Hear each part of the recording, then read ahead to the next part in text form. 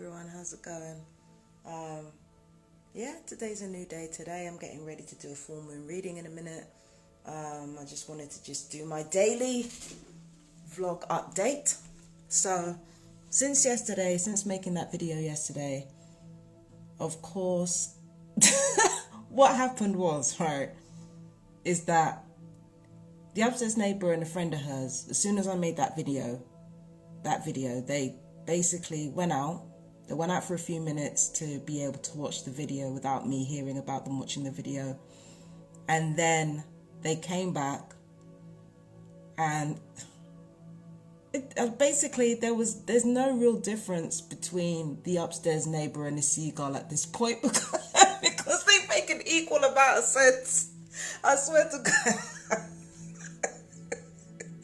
I swear to God, man, they make an equal amount of sense. Like, the shit is ridiculous. Like, you know, they really try to act like they're salt of the earth, and they just end up sounding dumb. I'm like, if the karma thing is rubbish, then hang on a second,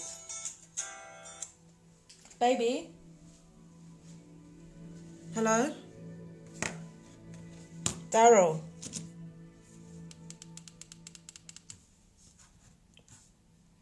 Baby. Hello? Hi, I'm sorry. Hey, I thought I had you on loudspeaker. I'm actually on a live right now. I'll speak to you. No, Daryl, before you go, okay, I need you to answer some questions for me if you can. What questions? Well, you're going through a lot of pain right now, aren't you? With your arms and legs? Yeah? I don't know what to do. I know, baby, but I need you to, because you've been talking a lot about medications and how they've been harming people, haven't you? Yeah. Yeah, okay, so just roughly, I know you're in a lot of pain, so please stay with me. I know you're in a lot of pain right now, and I'm really sorry, but if you could stay with me. So you've been on these like medications since childhood, correct? Yeah. Yeah. And what effects have they had on your body? Like, tell everyone, because everyone needs to know.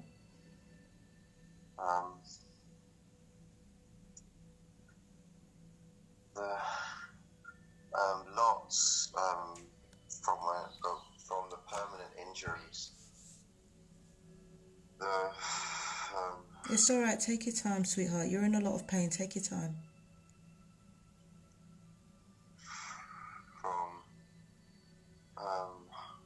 I've been on them for over a decade already. Mm-hmm. When I was like, I started getting sick around the age of 20 with get worse and worse stomach, bowel, can't digest properly, pain and weirdness, pain and doesn't digest, and then my genitals stopped functioning and working and went numb. Mm. And none of that went back to normal, and despite a withdrawal, surviving the withdrawal didn't make it go back to normal even after that. My eyes hurt and stuff as well, weird things. Can I ask you something? Yeah. Do you think, because I mean, when it comes to the new vaccines coming out now, they say they're working with nanotechnology, right? But Nanotechnology. They're not vaccines. They made a new classification, but they're not vaccines. No. I'm not. I'm kind of making the connection between like vaccinations and what you've gone through, because what I'm thinking is that because nanotechnology has basically been talked about for 30 years, like they were talking about nanotechnology when I was a kid. Okay, so I remember. My theory is that go on. no, it's okay, my love. My theory is that a lot of the drugs that are out there now, especially the ones that are basically forced for people to take, I think they've been having nanomedicines in them and not telling anybody until now. I think the only time when we've been told that there's nanomedicine is literally with the vaccines. But I think other drugs have had nanotechnology in them in the past. But they did it without telling us. Yeah, I see what you're saying. Haven't people been, hasn't there been things happening in the recent past with things like, and they started saying they've been using nanoparticle plastic or something, and hasn't there been, there should have been a discussion before they started using plastics and McDonald's and stuff, something like that. What I'm not understanding, babe, is what I'm not getting is how the health organization can turn around and say that there's no graphene in the vaccines, and yet there's nanotechnology being used. Nanotechnology is not chemical, it's not biological, it's mechanical. So why would there not be receivers of, why would there not be graphene oxide in the vaccines? That's graphene oxide in the vaccines. Like, it just doesn't make any sense. But coming back to you with the all the injuries that has been sustained. So I think I knew you around your mid-20s. We've known each other for about 7 years, I think. Early 20s. So I've met you since your early 20s. How old were you? What, 24 or? 23 or 24, yeah. Yeah, because I've known you a long time. So I think 23. 23. You were 23 when we met? Yeah. Wow, that's a long fucking time. That's like, jeez. That's a long time, bro. I didn't think I'd known you that long. Yeah. I thought it was about 7 years or something, but Jesus Christ, 23. Are you sure? Yeah, I think it was then. Yeah. That's a long time. But it was around that time that I met you that you were having, that these problems were at the height, as it were. But then you were also getting headaches, weren't you, and brain tumours?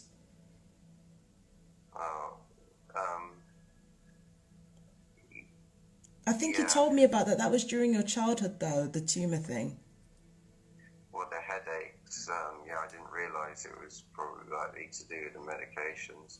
Yeah. So you thought it was you thought it was a tumour initially, but then you put together that it was headaches and stuff like that. That was after. That was I always had the headaches, but I probably had more around that time as well. But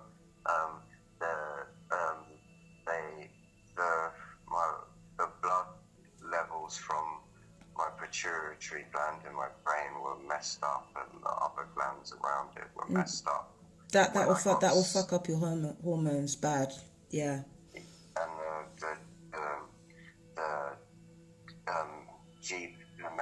the so-called medical apparatus, the GP and the whatever, they pretend they didn't know, or they don't know. They couldn't understand, they couldn't comprehend how the blood levels were still that high. And for example, prolactin in your pituitary gland was way too high for way longer than they thought could be possible. Okay. So the only other things that could cause high levels of prolactin in a man for so long would be, some kind of brain tumor. Shit. But so they said that. So I was due to have a scan on it. But they did one, but my blood level. Then they did another blood test. They kept doing fairly, every few months blood tests. So they did. Why didn't they scan you? Well, they were going to after another blood test, and then because they wanted to do one last blood test, just to see before the scan to see if there was, because they weren't just testing for that. And then, the blood test had shifted to the next hormonal chakra, whatever you want to refer to it. What, the third eye? The third eye? No, not the third eye, on the endocrine system, which runs Endocrine? parallel. Yeah. Is it the crown? Is it the probably how crown you you're say it. talking? Endocrine. Okay. No, the endocrine system runs parallel to what the mainstream medical system. Endocrine system, because it sounds familiar to me. I'm ashamed that I said the crown chakra. I'm trying to think of it. Endocrine sounds familiar. It sounds hormonal. Yes, there's a number of hormonal glands throughout your body that make up the make up the endocrine system. Right. Make up part of the endocrine system. Right. And in other things for chakras, they're the same. They run parallel and at the same parts of the body. The chakras. Yeah. Or basically the pituitary gland. It's a third eye chakra, yeah. It's a network of glands and organs that it's about hormonal control. Okay, so I'm getting a clearer picture of what's going on here. Because you did say that medications fuck up your hormones, essentially. And fucking up your hormones like that, it leads to all kinds of different organs in the body shutting down, doesn't it? It's involved, hormones are, I think, they're involved in running every part of your body, I think, or something. Yeah, because, babe, I've told you about the targeting thing before, right? I told you about that.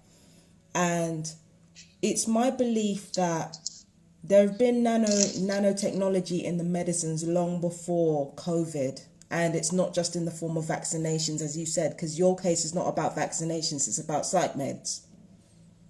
So I'm thinking,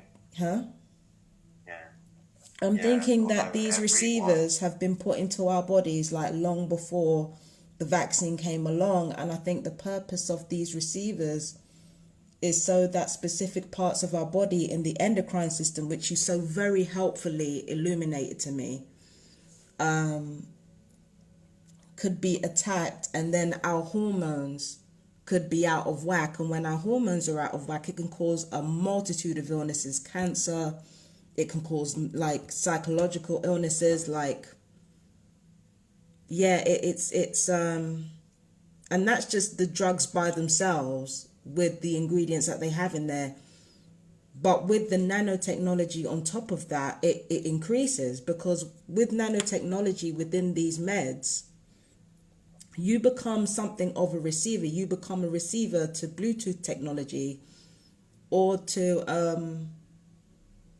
frequency bands that are strong enough to actually detect you and see where you are. So I think that nanotechnology has been in the medication for a long time, and it's only now that they're actually talking about it openly. So I think. Huh? Yeah, I'm guessing when you bought plastic before, and because if it had nano bits, they didn't tell you when you went to buy it. Yeah, because the thing is that a lot of what you're talking about, I've had the same issues as you, just on a lesser extent. Do you understand what I mean? So I really feel like I don't know how you feel about it, and I'm telling you over a fucking live. I'm so sorry, babe. But I really feel that my experiences as a targeted individual and your experiences as somebody who's been abused by the mental health system are kind of married, because the mental health profession are needed in order to silence victims of governmental corruption, and they've been doing it for a long time. You were actually the one that taught me about, is it Colonel John Rees? You taught me about him. Yeah. It was about Colonel John Rees, and he's basically the whole point of mental health when it originated from the Tavistock Centre was for mental hygiene, not for mental health, which means social control. Yeah, she boasted about that they were going to change the word to deceive people. Yeah, so what they boasted about it. Like, that's how much contempt they have for us. Like, they're just going to brag about this shit. That's how much they don't like us. They really... Yeah. They think the public are a joke. They really think the public are a joke. Yeah. They own the majors, and the technologies installed that, the media is in everyone's phones and hands, and homes, and the useful technologies. They embedded them in useful or potentially useful technologies. Yeah. Yeah, so I think, this whole situation is a mess, babe. This is a fucking mess. Like, and the thing is, you're laid up with your arms and legs both hurting as well. And it's not the fact that your arms and legs are both hurting that concerns me. It's the recovery time. I feel like the recovery time, the nano technology that you probably have in your bloodstream, it might have, or you've had in your bloodstream, I think that plays a part in you're not being able to recover the way that you should do. Because you're having trouble with your recovery, isn't that right? Yeah, I don't know. Okay. Yeah, you're going through a lot right now, love. You're going through a lot. I didn't even want to do this. I didn't want to have you on the live when you're in pain. But I thought that it was important for you to tell your story. Or is it Instagram or something? Yeah, I'm on IG, babe. I'm on IG right now. But I thought it was important for you to tell your story and to kind of have people understand how serious this is. This is not a joke. This is not something we're making up. You know, we live in a very evil system, and that evil system is global. And I thought that if you told your story, then people would understand, like, this is not just some... It's serious.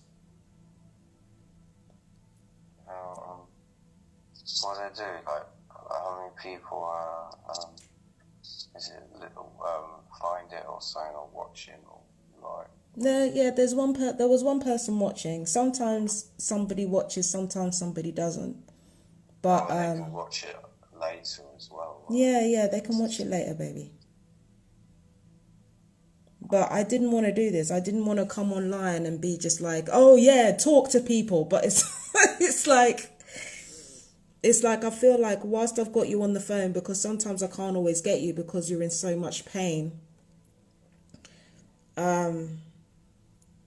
You know, because you're going through so much, like, I can't always get you. So I feel like whilst I've got you, like, it would be important for you to tell your story. Are you on two phones at the same time then? Yeah. Why? I was just wondering how people do that. Yeah. All right. Well, studio. Daryl, I'm going to say goodbye to everyone now, okay? And then me and you are going to talk off camera. Yeah? Yeah. But before we go, Daryl, tell everybody honestly how you feel every day. How does it feel? Because you're in a lot of pain, like all this medication damage, it culminated in your ability or your lack of ability to recover now. So what is it like for you day to day? I don't know. It's okay, take your time, because it's a lot to kind of relive. Like, just going through it in the first place is awful already, let alone talking about it.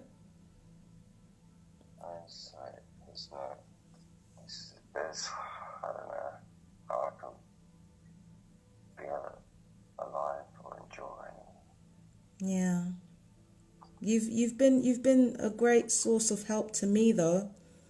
Even when you've been in pain like this, you've been like a rock to me as well. Like, you know, there are times where I haven't been able to cope, and you've just been You know, you've been a wonderful, wonderful supporter emotionally. You've done so much for me. Even whilst you've been going through this, you've been such a great support to me. And I love you very much. Daryl. It's alright. Yeah. Nah, but yeah.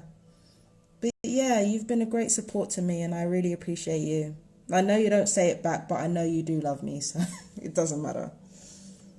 But yeah. But anyway, I'm gonna say goodbye to everyone on live, Daryl, and then I'm gonna go, okay? No, not now. I'm gonna come off the live and then we're gonna talk, okay? All right. Bye, my fellow TIs.